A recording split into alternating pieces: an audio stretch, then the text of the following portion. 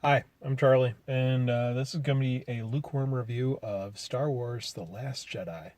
I did not think I would be doing this movie. I told myself when I did these little things, they'd be on stuff that was like smaller, stuff you might not have seen. But this movie was so unexpected that here I am. I am a Star Wars fan. I am not a Star Wars fanboy. A lot of the stuff, even in the originals, was just stupid. But the general theme, I've pretended I had a lightsaber a couple times, but it's up there with Marvel. You get more Marvel, you get more Ninja Turtles than Star Wars up until recently. So I'm enjoying it. Eventually, I'll get sick of it. I'm going to spoil one thing in the movie, but it's not that huge.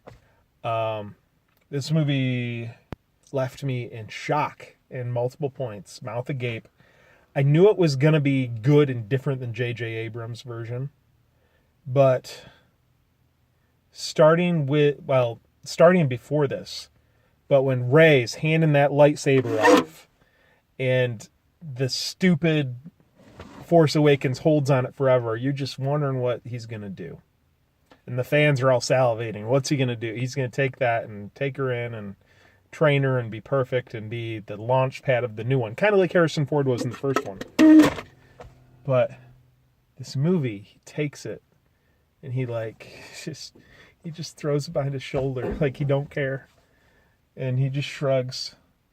And it's like, it would be even more if like you had a really awesome marriage and it was 20 years and your partner died and someone found a ring you lost or found something of hers, just throwing it behind you. And like the audience reacted, they gasped. There was some laughs, there was a lot of everything. The internet's mad about it, but I'm still thinking about it. What is he so confident in that relationship he had that physical things mean nothing? Is it I'm so done with being a Jedi, which you get in the movie, that that this is no longer part of my life. I don't want to train you. Like there's a billion different interpretations you could make of that. And there was about like 6 or 7 moments that were shocking. They might not have had that many interpretations and that much meat to it, but you expect things A, B, C. Even if are surprised in Star Wars movies, or any movie, you expect A to lead to some version of B. Like will be overcome, turn to success, even if you need a greater success in the trilogy to get successfully up. And things just go wrong. Things just go incredibly wrong most of the time in the movie. And I'm still processing it, but I'm glad it exists. I'm glad they went this direction.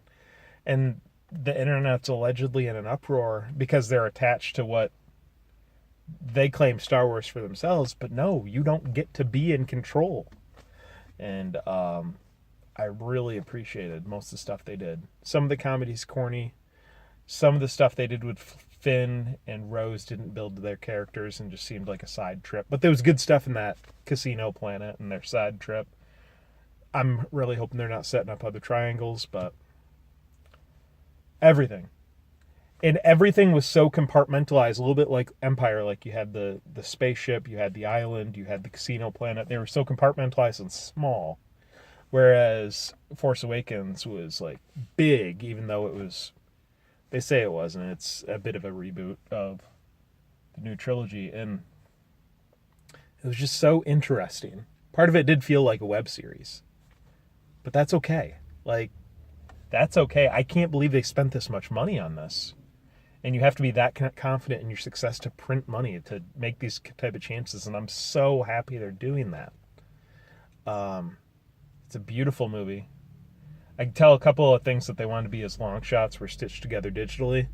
A little annoying, especially in that there's an amazing fight scene with Kylo Ren and Rey, like on the same, they're in the mix. You can totally tell they stitched together digital scenes, but still, it's fantastic. There's people that you think are going to be a dominant force that are removed like that, and you just can't believe it. I can't believe it, and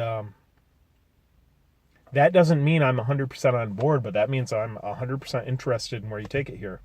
JJ's taken over, and the middle section. So like with the Mass Effect games, it started here, building a story, getting you to love the characters, which Force Awakens did. You got to here. Sorry, I made that wrong. You start here, you build the story, you build the characters. You get to the middle part, you go big with character development, and then you got to cram it down for a finale.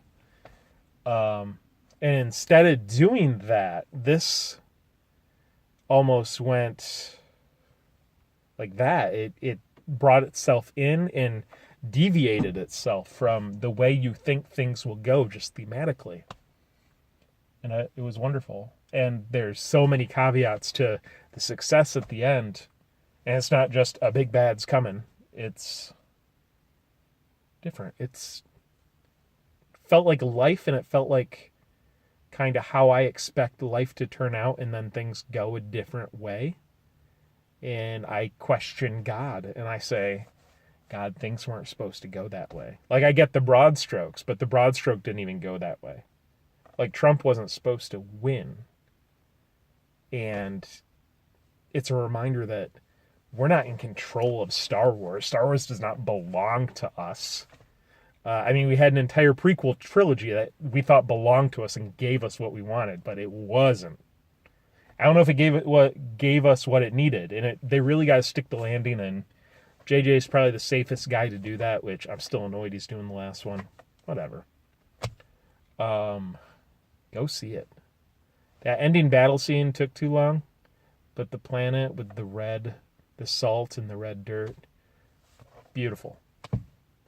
At this date, December 21st, 2017, I loved it. Especially coming from Force Awakens, which was such a retreat and so safe. It was incredible. So, excited for the future, recommending the movie, and Star Wars people that are upset about it can get over themselves and enjoy it. Oh, but it's totally not for kids.